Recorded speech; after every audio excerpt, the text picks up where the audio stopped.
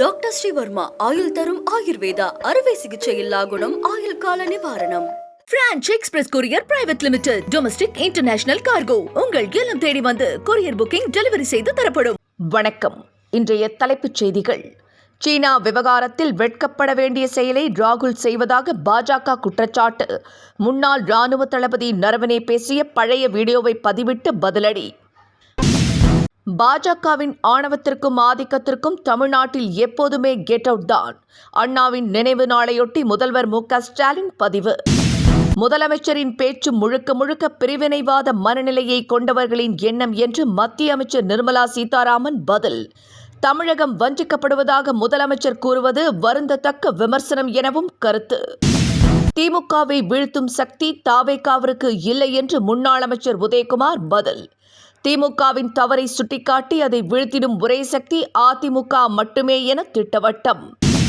அமெரிக்காவுடன் அணுசக்தி பேச்சுவார்த்தையை தொடங்க ஈரான் அதிபர் உத்தரவிட்டுள்ளதாக தகவல். போர் பதற்றம் தணியும் எனவும் எதிர்பார்ப்பு. இனி விரிவான செய்திகள். சீனா விவகாரத்தில் வெட்கப்படும் செயலை ராகுல் செய்வதாக பாஜக கடும் விமர்சனம் செய்திருக்கிறது. முன்னாள் ராணுவ தளபதி நரவனே எழுதிய புத்தகத்தை சுட்டிக்காட்டி சீனா விவகாரத்தை நேற்று நாடாளுமன்றத்தில் ராகுல் பேச முற்பட்டார். இதற்கு பாஜக கடும் எதிர்ப்பு தெரிவித்தது. இந்தியாவின் பெரும் பகுதியை சீனா ஆக்கிரமித்ததாக அந்த புத்தகத்தில் குறிப்பிட்டுள்ளதாக கூறப்படுகிறது. இந்த நிலையில் நரவனே பேசிய பழைய வீடியோவை வெளியிட்டு ராகுலுக்கு பாஜக பதிலடி கொடுத்திருக்கிறது.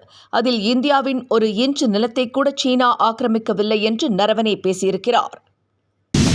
அண்ணாவின் தமிழகத்தில் பாஜகவிற்கு என்றுமே கெட் அவுட் தான் என்று முதலமைச்சர் மு.க. ஸ்டாலின் தெரிவித்திருக்கிறார். பேரறிஞர் அண்ணாவின் நினைவு நாளையொட்டி அவர் வெளியிட்டுள்ள பதிவில் ஒவ்வொரு நாளும் அண்ணாவை நினைக்கும் நாள்தான் என்று குறிப்பிட்டிருக்கிறார். தமிழகத்திற்கு துரோகங்களை எல்லாம் துணை கழித்து வந்தாலும் பாஜக அரசின் ஆணவத்திற்கும் ஆதிக்கத்திற்கும் அண்ணாவின் தமிழ்நாட்டில் கெட் அவுட் தான் என்று கூறியிருக்கிறார்.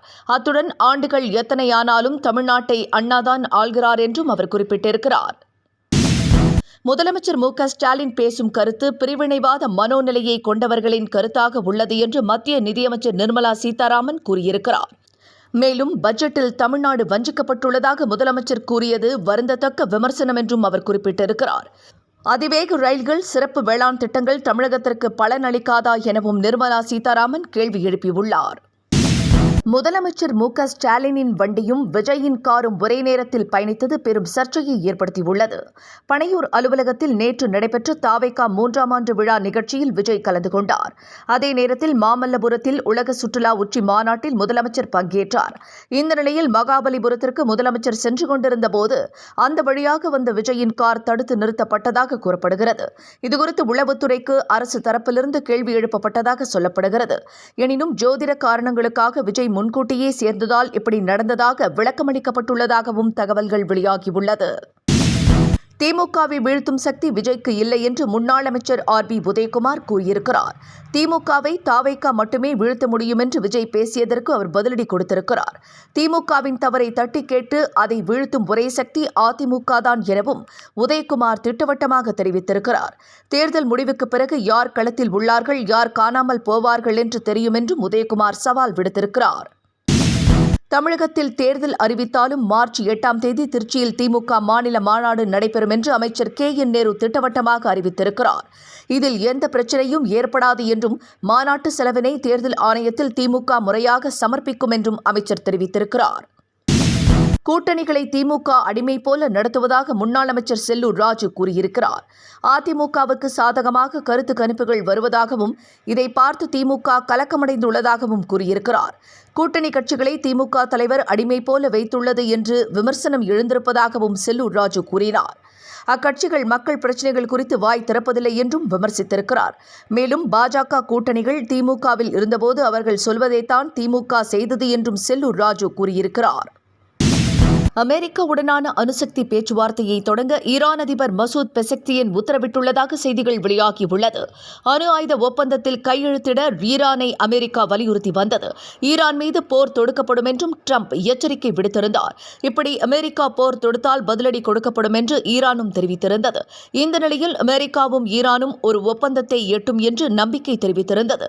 இதனைத் தொடர்ந்து பேச்சுவார்த்தைக்கு ஈரான் அழைப்பு விடுத்துள்ளதாக கூறப்படுகிறது. கடந்த சில நாட்களாக சரிவை சந்தித்து வந்த தங்கத்தின் விலை இன்று மீண்டும் உயர்ந்தது. சென்னையில் ஒரு சவரன் ஆபரண தங்கம் 640 ரூபாய் உயர்ந்தது. 1,12,240 ரூபாய்க்கு விற்பனையானது. 1 கிராம் 80 ரூபாய் உயர்ந்து 14,030 ரூபாய்க்கு விற்பனை செய்யப்படுகிறது. டாக்டர் ஸ்ரீவர்மா ஆயுள் தரும் ஆயுர்வேதா அறுவை சிகிச்சை இல்லா குணம் ஆயுள் கால நிவாரணம். Express courier private limited domestic international cargo உங்கள் இல்லம் தேடி வந்து கொரியர் புக்கிங் டெலிவரி செய்து தரப்படும். என்றும் உங்களுடன் மை இந்தியா. முக்கிய செய்திகளை உடனுக்குடன் தெரிந்து கொள்ள சப்ஸ்கிரைப் பண்ணுங்க, பெல் பட்டனை பிரஸ் பண்ணுங்க. என்றும் உங்களுடன் மை இந்தியா.